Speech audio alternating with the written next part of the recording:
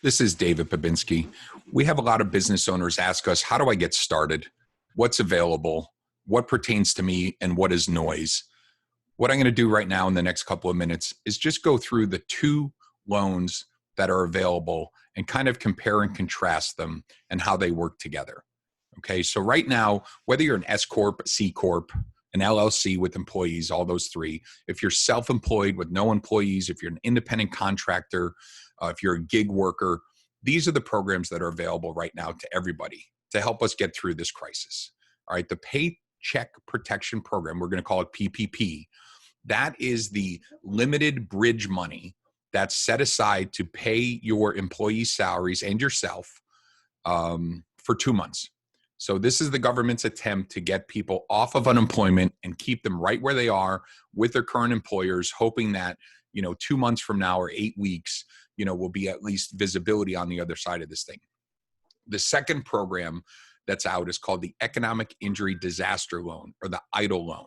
So let me just go through those real quick and maybe talk through where to get started and who to start with. So the Paycheck Protection Program is available now by code, but in practicality, the lenders aren't prepared to start taking applications yet and processing them. Okay, we're hearing little pockets of small community banks that have actually funded, but as of right now, when you're watching this video, and I'll update it when that changes, but as of right now, the big banks aren't prepared to fund the Chases and the Wells Fargo and those. They're not ready to fund just yet. Okay, but it's going to be available through these lenders. The PPP, you need a bank to do that. Now, the Economic Injury Disaster Loan is available directly from the Small Business Administration. They are taking applications. That's the one where, there's going to be an advance. But again, our experience on that is we've applied about 2 weeks ago, haven't heard anything yet. So we're going to have to talk that through.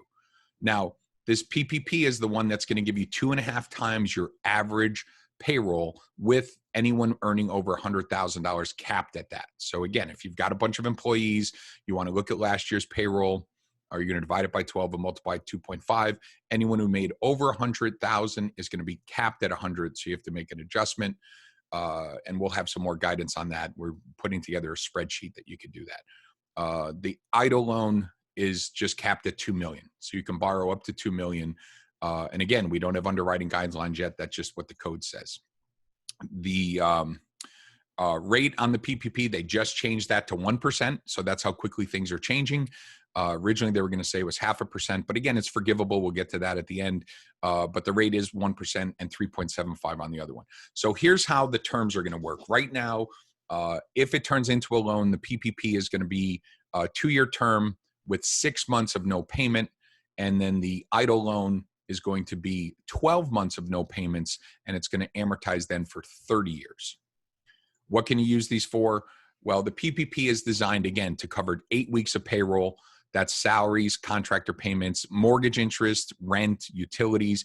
Basically, what they said is, okay, we're going to take your average pay for 1 month from last year, give you 2 of those to cover 8 weeks, and then give you 0.5 times that average pay for overhead. So that's why it's 2.5 your average, but it's only covering 2 months worth of payments. Okay, so it's 2.5 is the loan amount, and then what you could use it for, they'll allow you to use 25% of it for overhead. On the EIDL loan, you could use that for accounts payable, payroll. You could pay off other debt with it. Just basically any expenses that are going unpaid due to the impact of the coronavirus. And then again, the forgiveness, if the PPP is stewarded correctly, you should expect to have 100% of that forgiven. It'll turn into a grant. And then it's also going to be non-taxable. So this is like that rare occurrence in the tax code where you have forgivable debt that doesn't become a taxable, what they call COD, cancellation of debt, will not be taxable as long as we do everything correctly. And then as far as the EIDL loan goes, there is no forgiveness. Payments are going to start in month 13 as everything is written today. So that's kind of what we know about these two loans, how they work hand in hand. Anything you need for overhead, anything you need for covering expenses, that's going to be your EIDL loan. Supposedly, when it first came out, they're going to give us a $10,000 advance within 3 days. What we know as of today is that $10,000 advance is going to start 3 days from when you're assigned a loan officer. So we're about 2 weeks in on our own applications. No loan officer has been assigned. No advance has come forthcoming. Then we heard something that advance is going to be $1,000 per employee. So depending on how many employees you declared, that's what your advance is going to be based on. We'll give you updates once we know more about that as well. So that's the EIDL loan for overhead and just working capital. The PPP is specifically to help cover payroll. If you furloughed workers, if you fired workers, if you laid off workers, there's incentives for you to bring them back, but you have to maintain a certain percentage of 75% or more of your, full-time equivalents. Plus, you have to keep their salaries, at a certain level. So you couldn't have cut everyone's pay. We'll break that down a little bit more, and we'll bring some experts in to give us some advice on that.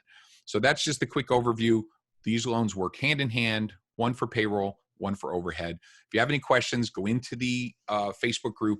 Be sure to post it. One of our expert subject matter people will answer that. And then again, just watch the schedule for upcoming webinars. We're going to have special guests, the Zoom meetings where we can interact live. We're going to have some working sessions. So just stay tuned to the Facebook page. Post any questions you have. And, if we get questions from more than one or two people, we'll do a video with an expert and we'll post it up there. Okay. Stay safe, everyone.